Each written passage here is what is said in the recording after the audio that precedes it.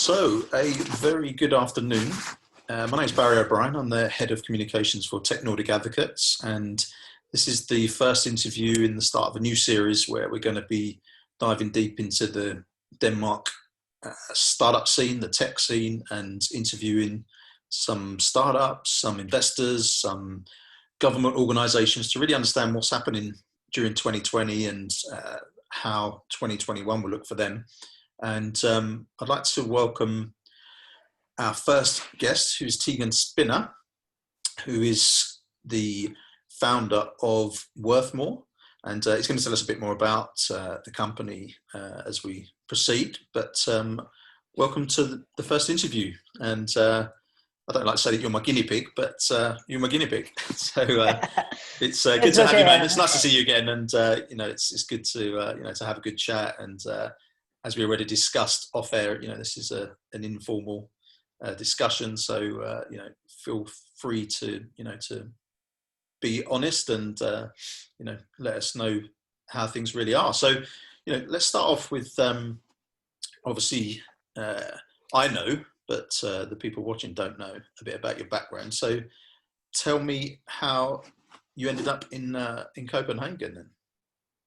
Yeah, so thanks for having me, Barry, by the way. It's been a bit of a crazy journey for me, not only this year, but over the past 5 years or so. I'm originally from the US. I grew up in the middle of nowhere, upstate New York. Okay. And then, a small town called Plattsburgh. It's about an hour south of Montreal. So not New York City. And then I moved out to Silicon Valley, and I lived out there for about 5-6 years, working on different startups and projects of my own and for other companies that already existed. And while out there, I had met a Danish girl. So that's how I ended up over in Denmark. I came over to visit, and I just sort of fell in love with Copenhagen and the tech ecosystem out here. So I've been a part of it since I arrived. My first job in Denmark was a startup, and I've been doing it ever since. So I have a bit of a diverse background. So I studied engineering and design, so industrial design and computer engineering. Mm-hmm. So I've been head of marketing, I've been CTO, and now I've been CEO of my own projects for about the past 3.5 years. Right. So I came over here, and I've been working on these projects as part of the Startup Denmark visa in Copenhagen, and really enjoying being a part of the ecosystem. Okay, cool. So yeah, I mean, you obviously mentioned the visa situation there. So tell me a bit, something I don't really know too much about. So what is the startup visa, and how'd you get it or not get it? What's the rules? What are the rules there? Yeah, what are the rules? No, so it's actually a pretty interesting visa. I mean, when I first came over to Denmark, I actually had a job that was going to pay me quite well. It was 28,000 krona, which is about, can't do the conversion on the spot right now, but it was not enough for the pay limit scheme. So instead of getting this job that was going to pay me quite well right out of university, I had to take an unpaid internship at a startup. So that was quite interesting. Okay. I did that for about 9 months. And then one of the visa opportunities that I was eligible for was something called the Startup Denmark visa. And this is a visa that allows people from outside the EU to start and launch a business in Denmark. Okay. And being an American, I have to have a special kind of permission to do that. Did you have to be here or be in Copenhagen already in order to kind of apply for that? So, did you? No, you did not have to already be here, actually. In fact, so I was one of kind of the first cohorts, if you will. The visa came out in beginning of 2015, and I got mine at the end of 2016. So I remember when I was going to the government offices to get my paperwork, they're like, "What is that visa?" like a lot of the people didn't know it existed. So it was quite rare, and then there was a lot of kinks in it, but it's gotten much better in the past few years. Right. And actually, part of what I do right now is actually consult with people from all around the world who are interested in getting the visa and help them land. Put forward more successful applications to help get them into the country to launch their businesses as well. So that's been a lot of fun, a lot of really cool people I've met through that venture. Yeah, no, that's really interesting. And obviously, we'll come on to your current tech startup in a bit. But where does the entrepreneurial drive come from then? I mean, from a guy who's from a part of New York State that's not really renowned for its tech companies. I'm imagining. Yeah, no, I think what sort of made you head over to Silicon Valley in the I first think, place? Where's the drive from? yeah, I think, I've always enjoyed building things, taking them apart, understanding how they work. Even as being like a really young kid, this was something that I just liked to do. And I think that I also got a sort of itch for it as I was going into my university and my studies. I had participated, my university was very multidisciplinary. So it was a really good engineering school and also a really good design school. And there were opportunities to kind of mix those things together in the innovation hubs within Rochester Institute of Tech. And there I really got this kind of vibe about, like it's really cool to build something together with other people that other people may use, and actually bring value to their life. So I think it's just, I really like this idea of creating something that brings value to other people. Interesting. So, that leads nicely on to your current situation then. So tell us a little bit about your current startup and what was the motivation for launching. I won't give the game away what it is. I know what it is, obviously, but tell us about it. Yeah, so I'll actually rewind a little bit because I know what you guys have been doing has been doing a lot of help with COVID-19 relief and helping entrepreneurs connect to different programs and opportunities that have been available to them. I said I've been CEO of my own startups for about 3 years, but my current venture is about 4 months old. And that's because after about 2.5 years of working on my previous company, which was called Localist, we were supposed to be signing an investment deal for a quite significant amount on the same day that Denmark shut down for coronavirus for the first time. Right. So actually, Denmark shut down on Wednesday of that week. I think it was like the 9th or 8th of March or May, one of these two. And then 2 days later was when I was supposed to sign the paperwork for an investment deal that would have given us about 2 years of runway. And because of all the craziness that happened, that deal just never came to fruition. And instead, we basically had to navigate from, instead of having 2 years of runway, we had 2 months of runway. We did a pivot actually based off of some of the ways we were making money during that time. So to briefly say what I was working on before, it was a company called Localist, and it compared all the different ways you could buy, sell, or sell, trade, or donate your used smartphones. We saw the big problem in the way that we consume smartphones. The average person has 2 or more of them lying in a drawer somewhere, and it's an excessive amount of about 10 waste. 10 in our house, I think. Exactly, and it's crazy, and it's like it's kind of funny, but then you realize like that you're not unusual there. Like everybody has 2 or more, and then you look at, okay, there's 5 million people in a small country like Denmark, times that by 10, and then look at the resource it takes to create 25 million phones, and then you start to realize, oh, we should probably do something about this because it's a quite big issue, right? Yeah, I mean, there's a lot of precious metals inside cell phones. Exactly. I'm no expert, so. Yeah, it actually takes over half the elements from the periodic table to produce a smartphone. In just the phones in Denmark, there's 2 million phones added to the drawers each year. So regardless of like the ones that are already sitting there, every year we're adding 2 million more. And that's probably going to increase significantly as 5G makes a lot of these phones become quickly outdated. So there's going to be a big push over the next 2 years to upgrade a lot of phones, at least in Western countries, to 5G, and that's going to create a huge thing. Yeah, I just upgraded my phone actually. It was due and got the a 5G ready one.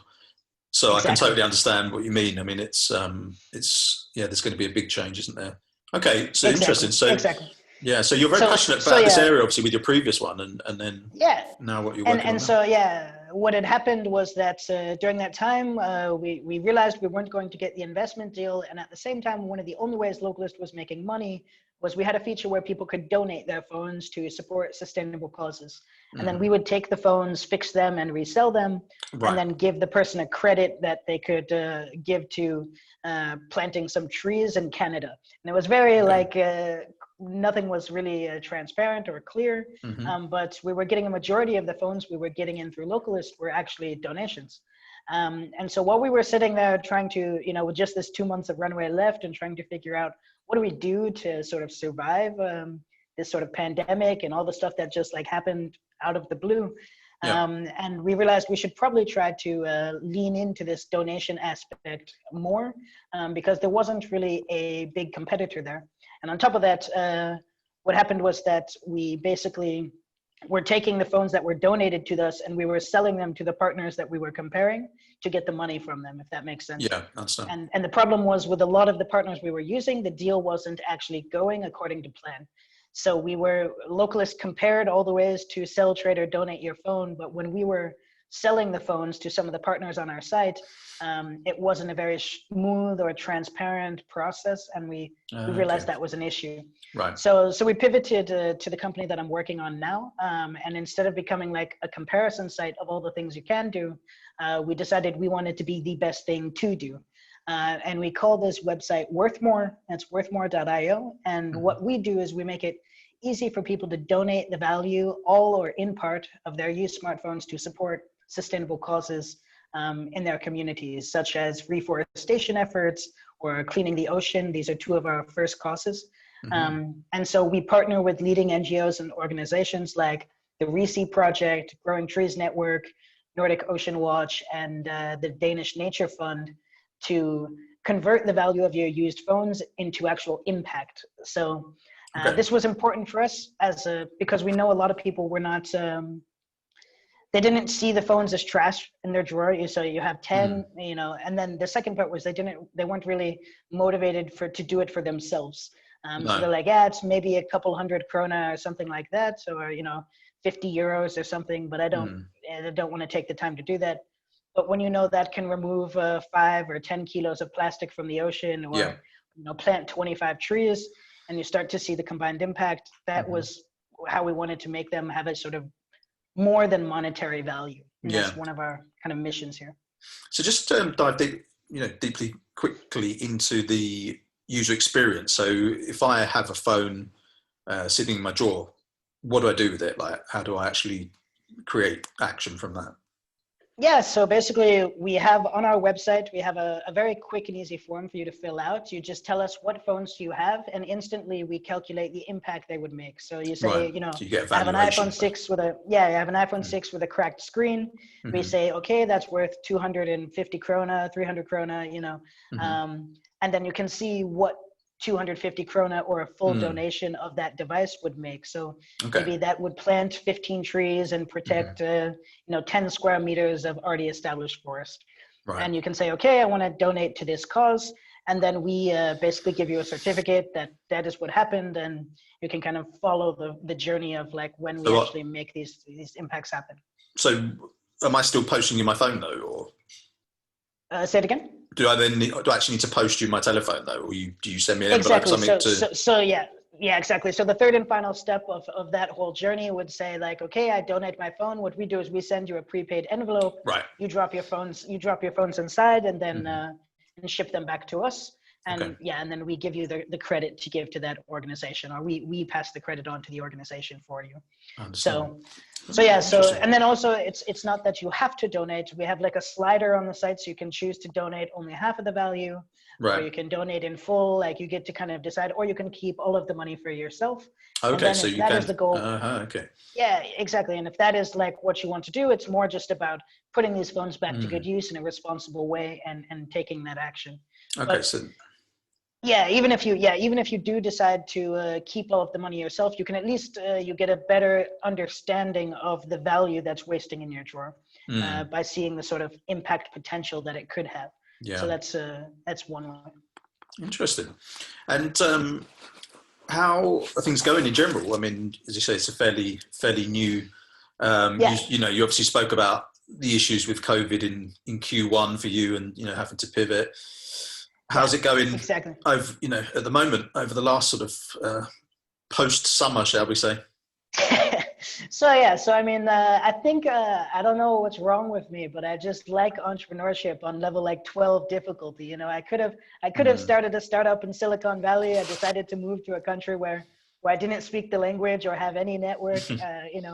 I could have kept going with my startup that was investment ready. Instead, I decided to shut everything down and re-go in the middle of a pandemic. So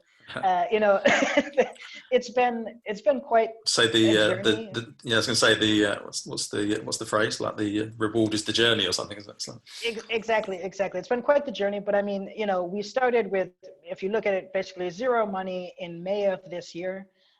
We built out about a 5 to 6 person team who's been working on it the whole time since then. And we launched the MVP. We've nailed all of our partnerships. So we have 4 of the biggest NGOs here in Denmark working with us. We have, got started to get phones in. Our product is live and working, and the circle is complete. But there's no funding on the table. So this is one of the big crises we face as a company, is that we are getting, for instance, we got a deal with a major sushi chain restaurant here in Denmark, and lots of employees, over 1,000 employees. They want to do a collaboration with us where we get their phones from their staff members, and you need capital to be able to execute that effectively. Yeah, so, to administer it. Even though everything is there, it's like this lack of capital is quite concerning, because there's everybody saying they want to do all of this stuff and all of these government programs as well. But they're not made for did you start something during the pandemic, and that they're made for did your company die because of the pandemic, or is it in trouble because of that? Right. And that's fair enough. I mean, early stage things are super risky. Protect what works, protect what's been there, because there's a lot of people in trouble right now. Like I understand that, but just from the sound of it, I mean, your startup is very much focused on sustainability, right? Which is a big focus for a lot of investors. Exactly. The sustainability goals and those kind of things. So. From the outside looking in, it seems, attractive. But just to take a step back a little bit, what help did you get and have you had? And, let's talk about that a little bit. You mentioned slightly there that, I mean, investment is always a tricky one, at any time, right? But in general, what kind of help have you had, and what help do you think is missing?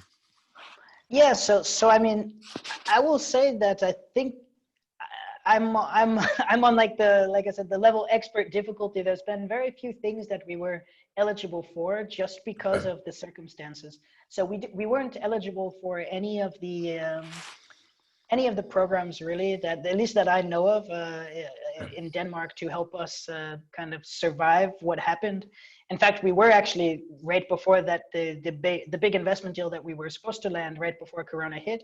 Was with one of the government organizations. So it was going to be supported in half by Vaekstfonden here in Denmark. Yeah, sure. Which, like, all of a sudden the focus of what needed to be done kind of shifted because of Corona. So if anything, it sort of took away from assistance or help that we were going to get. Right. We have participated in a few different events that were, more about like, okay, we're trying to network and bring people together online and this kind of thing. For instance, right now we're part of the SDG Tech Awards and Green Impact Week, which did a fully digital, kind of expo of all the most sustainable startups in Denmark. We won the award. We didn't win the award. Sorry, we were nominated for top 5 best startups in Denmark for 2020. Congratulations! So that was really cool. Yeah, that was really cool for in 4 months to get that honor. So I mean, there's a lot of things going right. Convert that into in that kind of PR and exposure. You need to convert that into capital. Yeah, exactly. And I think the real problem is that there's probably stuff out there. There probably is some things that we are eligible for, but the problem is, I think, and this is also for a lot of founders, all of a sudden you had to reinvent either your company or yourself also. Like, I mean, a lot of the competitions or a lot of the things that I normally would have been a part of and just gotten to stand up on stage and talk about my idea. Yeah. Now I need to create, a 7-minute pitch video, and pitch videos take a lot longer to make look good and sound good than standing on stage and talking about stuff, and Sure. and there's not a lot of in-person meetings, so you don't get that same level of trust or No. so there's it's really difficult to as an expat also coming into Denmark from outside to kind of build that network and connect with people in a way that I had been used to before, right. So that's one of the biggest challenges that COVID has brought along, is sort of separating you from the pack. Yeah, that kind of distance that you're used to. I mean, talking about as an expat, I mean, how do you find the support there as an expat? Is it more focused for the native Danish community, would you say? Yeah, I mean, I wouldn't say that it's focused on it. I mean, I do think that a big problem is a lot of it is in Danish. You have to, it's kind of sort of like you have to work a lot harder to find the stuff, but it's not that they don't want to give it to you, or they don't want to help you. It's just like it's getting a little bit better. Some of the stuff has started to convert over to English. Okay. But yeah, I mean, if you're not speaking Danish, then I do think you miss out on a lot of opportunities just because you're not like the soft aware, money and things like that. Access to soft money and exactly. And it's not that Denmark doesn't want to give it to you. It's just that you're not aware of the deadline, or you're not kind of in that circle. You didn't sign up for that one, Facebook group that shared the opportunity. I understand. So you have to work a lot harder to find the opportunities, but if you can find them, I would say they're normally pretty fair about giving everybody an equal opportunity to gain access to them. Even though we haven't got one yet, we were, like, for instance, on the going to receive some of the soft money from Denmark, but that was because I did a lot of my own research and put a lot of effort into figuring out how to make that happen. Did you? Yeah. Okay. Well, that's so ultimately you would advise people to really spend some time digging. You wouldn't say that it's particularly straightforward to kind of find these opportunities. You think it's you've got to commit some time and invest some time into that. Yeah, and I think just like committing time into learning Danish as well is super important. Or, I mean, if you're an expat in any, and it's not your native language, or I think that's anywhere. It's not just here, but of course, it's just because I think there's a lot of times where I've known about things, and I also, like I said, I advise people who are coming for the Startup Denmark visa, and they don't know what's going on, and they'll be like, "Oh, where did you find this?" And it's like, "Well, it was on the news yesterday." And like they're like, "Oh, like it was on the like the front page of the newspaper. Like you can do this," but because it's in Danish, it's people just like over the heads of of a lot of the people. So so I think that is a big challenge, and it's really hard to find quality, up-to-date content in English. At least here, I mean, it is there, and there is some people who attempt to do it. It's not like but there's still more work to be done there. Yeah, but you've got news sources like The Local, haven't you? And I know obviously they're not necessarily covering deeply the startup scene, but there are bits and pieces. Are there any other resources that you would recommend? There's Bootstrapping DK has got a lot of good content on there. Okay.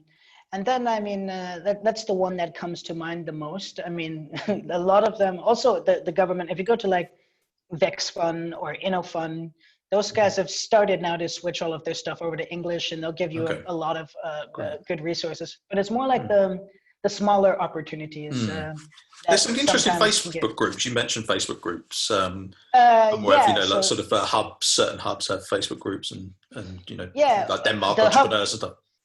The hub, by the way, the hub.dk is also really great for English speakers. Like that one is for finding a job or finding investors, opportunities, different accelerators.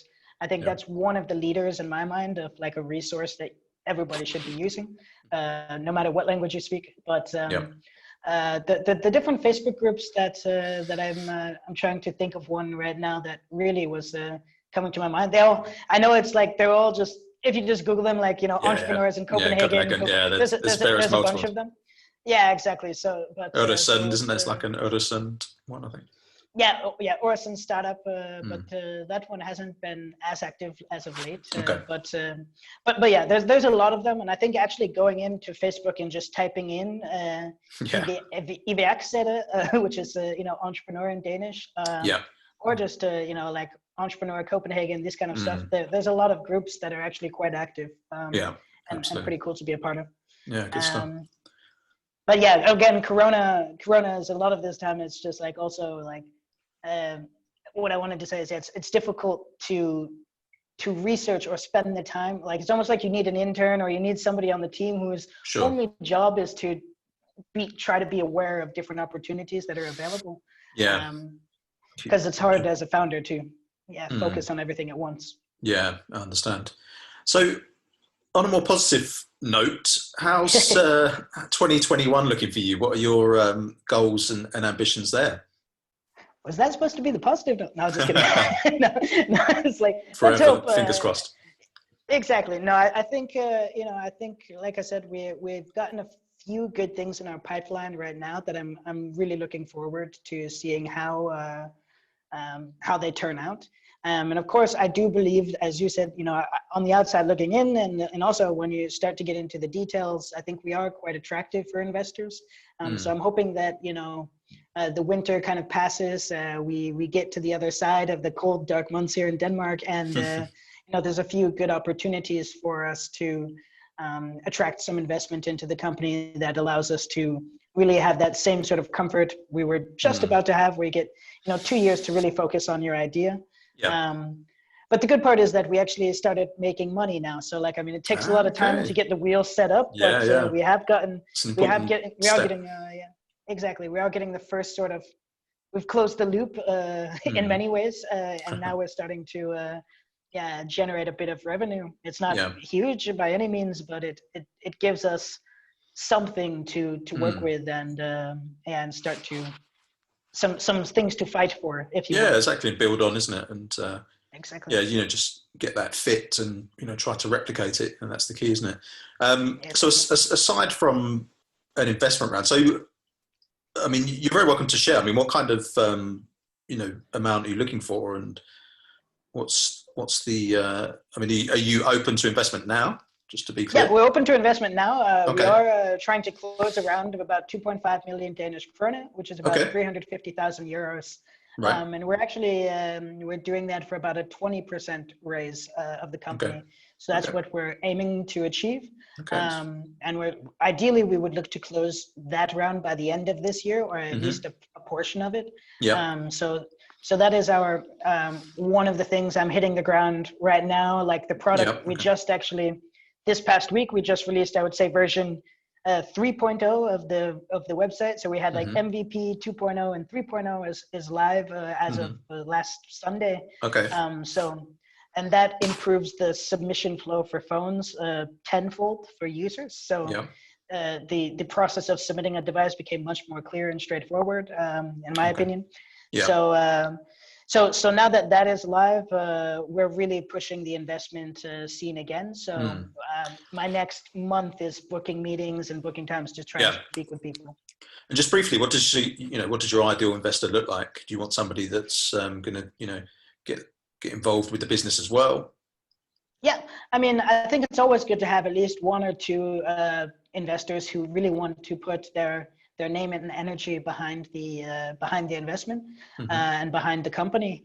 And so I'm completely open to smart money and active investors. I'm also open to just like the money coming in and them being updated once a month. It's not ideal, but I would like to have one or two people who have an opinion and who have some experience. It would be great if they're impact or sustainability focused investors who have sort of, who believe in the mission that we're trying to achieve, and also would love to see they're passionate about the impact that we might be able to make as a company, because I look at the sort of the numbers and the impact, it could be potentially huge. I mean, you took it 2 million phones times the average phone price we know is about 500 krona, about 75 euros. That's over 1 billion krona each year that's been going into the drawers. So 1 billion krona put towards cleaning the ocean can make a huge difference, or planting trees like can make huge impacts to help us reach our sort of SDG goals and just like make the world a better place. And and it can be done with something that people are that are not really even caring about right now. And I think that's the kind of unique thing we try to do, is say, there's this massive amount of resources that we can put to better use. So some investors who want to be a part of that mission and want that, believe in that would be ideal. Yeah, I think just from a personal perspective, I look and sort of wonder what information is still left on my telephones. If I was to send that off, I don't know if you explain that clearly on your website, but that's the kind of thing that I would really want to know. I'd like, okay, how can I, wipe my phone so that I know that, there's nothing, no messages stored on there or anything. Do you get that question? No, we get that a lot. And so this is one of the bigger things also that we look at. So we know that data protection and privacy is important for a lot of users. We like to say, like, there's a few things you can do with your old phone. You leave it in the drawer, you sell it yourself on DBA or Facebook, or you give it to a company to trade in this way. And of course, of all the options, leaving it in your drawer is almost as insecure in some ways. If somebody comes in and steals it or whatever. When it goes to a company, actually, we are legally obliged through like GDPR regulations and things like this to protect and wipe your data and make sure that it's handled properly. Right. So I mean, when you give it to a company, it's one of the most safe things you can do. Also, like the software that we work together with a partner called Replace Group, by the way. They process over 100,000 phones a month. And they're the backbone for some of the biggest programs, like buyback programs across Europe, such as Humac in Denmark and Telia Recycle, these kind of things, right? And they have, on top of like the normal way of resetting devices, access to software that allows them to do a much deeper wipe of your devices as well. Okay. So the most safe thing you could do is this, in our opinion. Of course, you can say leaving it in your drawer is safer, but is it really? There's an argument both ways, but it's definitely safer than selling it yourself. So that's one of the things. You might not get as much money when you give to a platform like ours, or when you trade it in at your telecom provider, but you get the safety and a little bit secure, knowing that if anything were to happen with the data that is on your phones in an incorrect way, you as a consumer would have sort of access or like legal rights to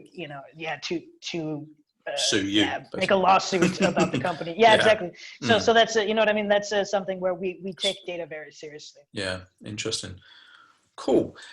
So final question. I mean, obviously we touched on the investment you need. Are there other things that you would like help with regards to mentors or services, or free offers for hosting, things like that? Like as a startup in Denmark at the moment, what kind of things do you think, actually we can't afford to do that, but I'd love to, or what is there anything in that area? I think everything is helpful. I was thinking, like, if there was one thing that might be very helpful during this time, and this is also for you guys, because I know it's one of the things that you're trying to do, it would be helpful to sort of maybe have a town hall, like once a month or once a whatever, of like things that are going on, programs that are available. Like one thing where I can check in, like I can check in once a month and get an update about like, this is all the things that this is all the things that you could do. Or even like, I am subscribed to your newsletter. I mean, you kind of do that sometimes, but it is hard to like. Yeah, we certainly don't cover everything. I mean, as an organization ourselves, TNA, obviously we're covering, the Nordics and the Baltics, right? But I think for Denmark specifically, I think that's a really good idea. I think, just collating all of that, all of that relevant stuff, if there's new funds come out that, people can apply for, that really touches on your point earlier about, trying to sort of almost have somebody that keeps on top of all of the different things and just makes it obvious, and as you say, a central point. So no, I appreciate that. That's really good feedback. So yeah, I think that could be something that would be really helpful to me. And then maybe even segmented by like, these guys are willing to, you said, like there's maybe different deals for, if you sign up now for us because of Corona times, you'll get, the free trial is normally only 1 month, but the free trial now is like 6 months. I know Jump Story, I think, did something like that. There's been quite a few different companies that have extended offers and things like that. Exactly. I think a lot of people obviously expected, things to have passed by now. So, we're definitely having a conversation with people that I think, people realise, okay, there's a lot more support is needed, and this is going to carry on well into next year. So, we need to rethink the support and, bring things back. It didn't finish in the summer. This is going to carry on for a while. So, You're absolutely right. Yeah, for sure. So I think, just having a brief overview or something once a month where I can just go and like really quickly scan and say like, okay, this is now things that I could try or things that I could apply to get some benefits, because I think that's the real problem for me as a founder anyway, is that, I'm spending 90% of my day trying to adapt to this situation myself and my business to the situation. So like being able to have that time and resource to research all the small things that we could do to gain like, slight advantages in some area. We just don't have the time to do it. So a lot of it gets missed and a lot of it gets looked over, even though it would be helpful. So that aggregation could definitely be, something that would be of use. Fantastic. Thank you ever so much for your time. It's been, great to hear, more about your situation and your story. Just let everybody know once again your website. Yeah. So the website, by the way, is Worthmore, worthmore.io. Okay. And we are live and available to be used today. So feel free to check it out. And if you have any feedback, get digging in your cupboards and drawers for your old phones and exactly get them over to you guys. It would be one of the more helpful things that you could do. Okay. Thank you ever so much. And we will speak to you again very soon. Thanks for your time. Thank you. Cheers. Bye. See you. Have a good one. Bye.